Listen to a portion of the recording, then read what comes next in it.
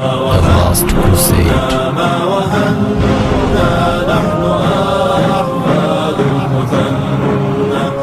ফজলে হাসান আবেদের ঘাড়ে ক্রুসেডের তলোয়ার। ব্র্যাক বাংলাদেশের সবচেয়ে বড় এনজিও। ব্র্যাক শুধু বাংলাদেশে নয়, বরং পৃথিবীর সবচেয়ে বড় এনজিও।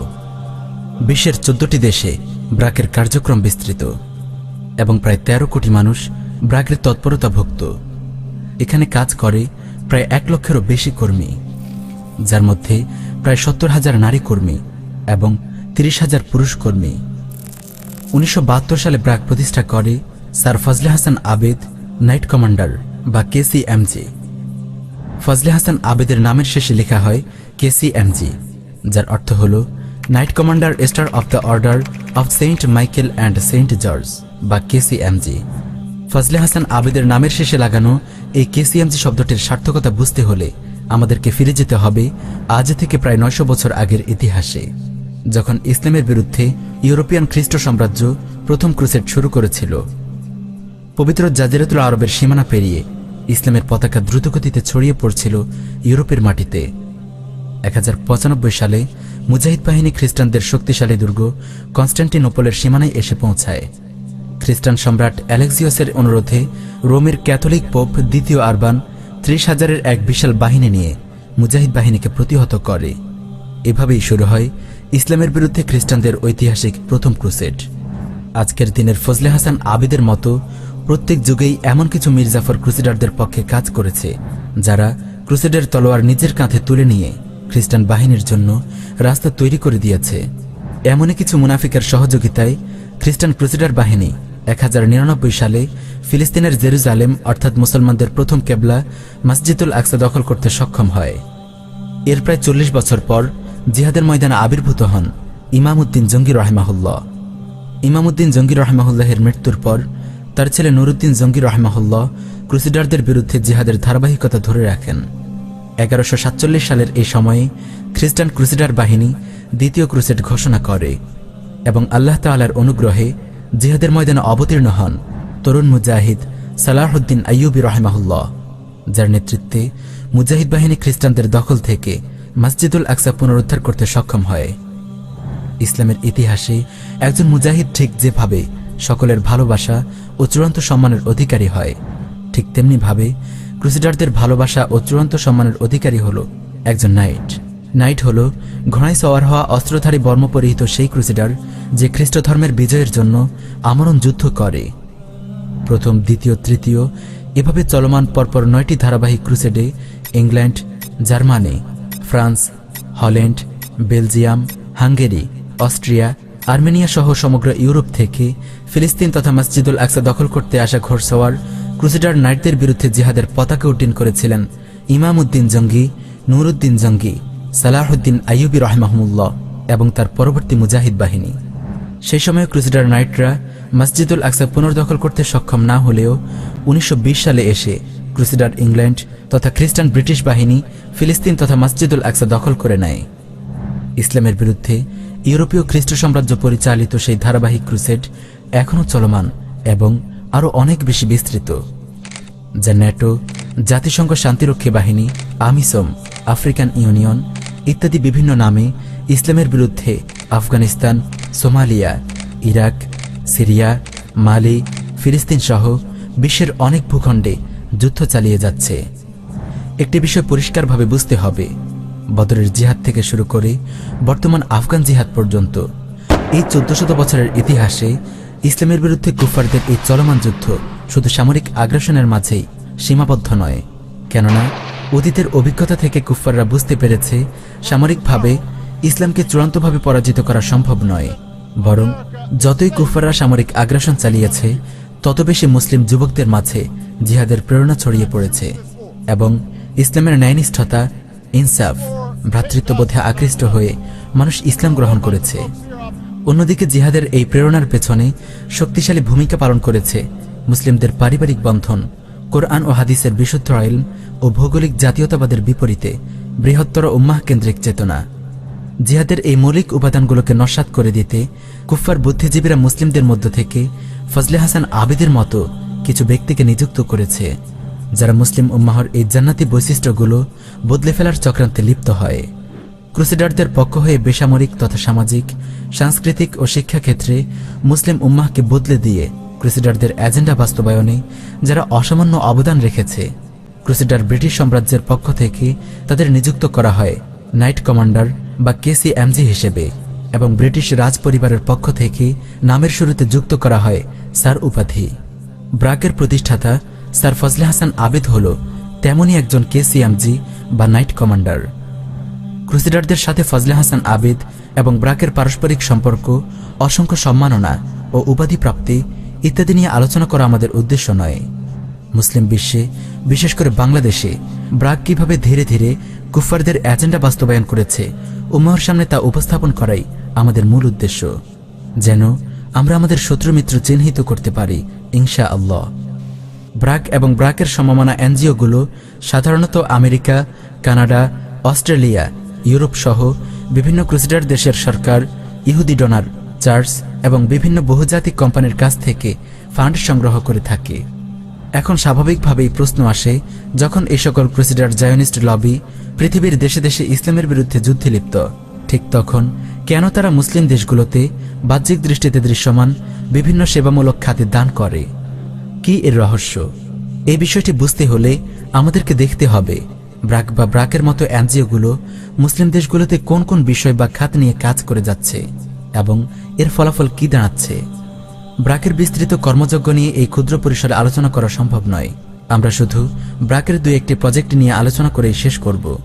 সচেতন ভাইদের জন্য এটাই যথেষ্ট হবে ইনশাআল্লাহ।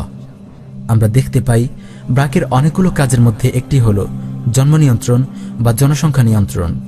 কুফফাররা গবেষণা করে দেখেছে, অবাধ যৌনাচার ও পারিবারিক বন্ধনমুক্ত ভোগবাদী জীবনে অভ্যস্ত হওয়ার কারণে ইউরোপ, আমেরিকা সহ অন্যান্য অমুসলিম দেশের মানুষ জন্ম নিয়ন্ত্রণ করবে, এটাই স্বাভাবিক। তাই জন্ম নিয়ন্ত্রণের ক্যাম্পেইন তাদের উপর আহামরি কোনো প্রভাব ফেলে না। এমনকি আইয়ামে জাহিলিয়াতের যুগেও আরবের মুশরিকরা কন্যা সন্তানকে হত্যা করত, ঠিক যেমনটি বর্তমান ভারতের মালাউন মুশরিকরা তাদের গর্ভজাত কন্যা সন্তানদেরকে গর্ভপাতের মাধ্যমে ব্যাপকভাবে হত্যা করছে। অন্যদিকে অধিক সন্তানের জন্মদানে হাদিসে উৎসাহিত করার কারণে মুসলিমদের জনসংখ্যা দ্রুতগতিতে বৃদ্ধি পাচ্ছে। মূলত মুসলিম দেশগুলোর দ্রুত জনসংখ্যা বৃদ্ধির হার কুফফারদের মাথাব্যথার সবচেয়ে বড় কারণ। নাইট কমান্ডার ফজলে হাসান আবেদের মতো আরও একজন নাইট কমান্ডার হল হেনরি কিসিঞ্জার নাইট কমান্ডার বা KCMG। মার্কিন প্রেসিডেন্টদের আজীবন উপদেষ্টা এই ইহুদি হেনরি কিসিঞ্জার 1974 সালে একটি পলিসি তৈরি করে, যার নাম ন্যাশনাল সিকিউরিটি স্টাডি মেমোরেন্ডাম 200। এই পলিসিতে বলা হয়, প্রাথমিকভাবে 13টি দেশের জনসংখ্যা বৃদ্ধি মার্কিন সাম্রাজ্যবাদের জন্য হুমকি স্বরূপ। এই 13টি দেশের মধ্যে একটি দেশ হল বাংলাদেশ। সেই থেকে বাংলাদেশের জনসংখ্যা কমানোর জন্য মাস্টার প্ল্যান নেয় আমেরিকা, এবং এক্ষেত্রে তারা নিজেদেরকে আড়াল করে তৃতীয় পক্ষ বা নিউট্রাল ফেস তৈরি করে। ব্রাকের মতো যে অসংখ্য এনজিও জনসংখ্যা নিয়ন্ত্রণে কাজ করে যাচ্ছে, তারা হল এই ক্রুসেডারদের নিউট্রাল ফেস। 1974 সালে 2 দিনের সফরে বাংলাদেশে এসেছিল ইহুদি হেনরি কিসিঞ্জার।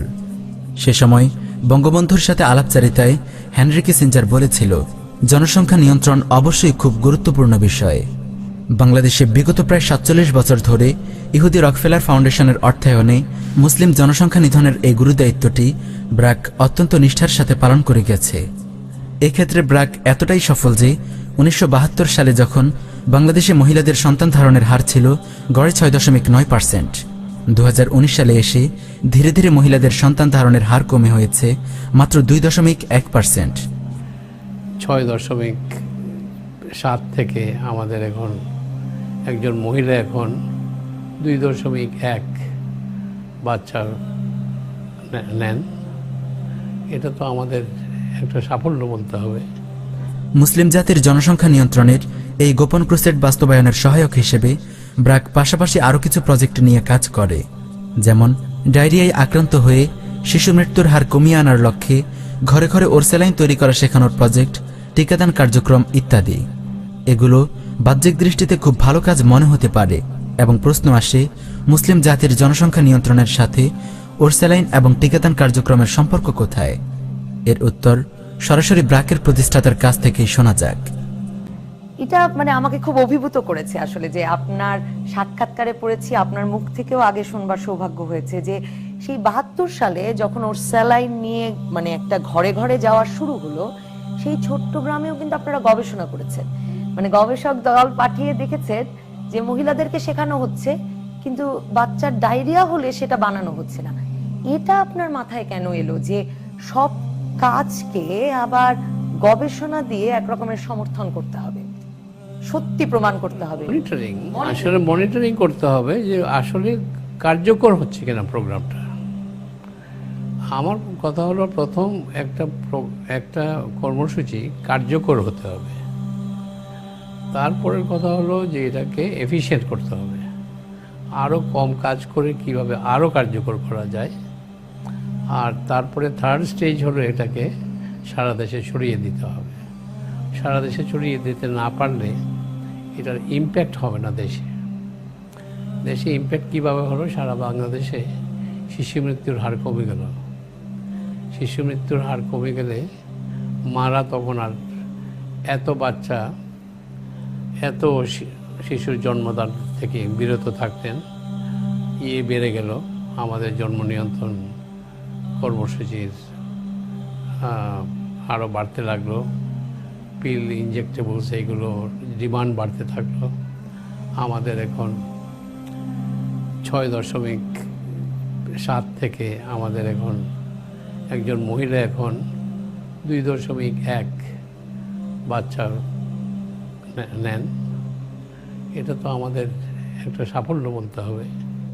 ফজলে হাসান আবেদের স্বীকারোক্তি মতে 10 বছর ব্যাপী বাংলাদেশের 75,000 গ্রামের 1,40,00,000 পরিবারে ব্র্যাক মাঠ পর্যায়ে জরিপ চালিয়ে দেখেছে, যদি রোগাক্রান্ত হয়ে শিশু মৃত্যুর হার কমিয়ে আনা যায় তাহলে মা বাবা 2-1টি সন্তানেই সন্তুষ্ট হয়ে যায়। এভাবে ধীরে ধীরে মুসলিমদের জনসংখ্যা কমতে থাকবে। একইভাবে লক্ষ্য করুন, বাল্যবিবাহের বিরুদ্ধেও এরা সোচ্চার। ফলে ছেলে মেয়েদের বিয়ে হচ্ছে অনেক দেরি করে। এই পদ্ধতিতেও সন্তান উৎপাদন কমে যাচ্ছে। অন্যদিকে দেরিতে বিয়ে হওয়ার কারণে যুবক যুবতীরা জেনা ব্যভিচারে লিপ্ত হবে, তৈরি হবে সামাজিক অস্থিরতা। ধীরে ধীরে দুর্বল হয়ে যাবে মুসলিমদের পারিবারিক বন্ধন। এক অপ্রতিরোধ্য চেইন রিঅ্যাকশনের মতো একটার পর একটা বিশৃঙ্খলা আপনা আপনি ঘটতে থাকবে। মহিলাদের স্বাবলম্বী করার অজুহাতে সুদের ব্যাপক বিস্তার, চাকরির মূল্য ঝুলিয়ে লাখো লাখো নারীর লাজ লজ্জা আর পর্দা ভুলিয়ে দেয়া, এসব আলোচনা নাই বা করলাম। মহিলাদেরকে ঘর বিমুখ করে চাকরিতে ব্যস্ত রাখার মাধ্যমে অধিক সন্তান জন্মদান থেকে বিরত রাখা এবং নিজের সন্তানদেরকে সহি তরবিয়ত থেকে বঞ্চিত করার এক সূক্ষ্ম ষড়যন্ত্র। বাংলাদেশের প্রত্যন্ত গ্রাম ও দেশের সার্বিক অর্থনীতির গভীরে শিকড় গেড়ে বসা ব্র্যাক এবং ব্র্যাকের মতো আরও হাজারো এনজিও মূলত তাগত গণতান্ত্রিক সরকার, বৈশ্বিক কুফার শক্তি এবং আমাদের নিষ্ক্রিয়তাকে পুঁজি করে ক্রুসেডারদের এজেন্ডা বাস্তবায়ন করে যাচ্ছে। এই গোপন ক্রুসেড থেকে উম্মাহর পরিত্রাণে এখনো কি জেগে ওঠার সময় হয়নি?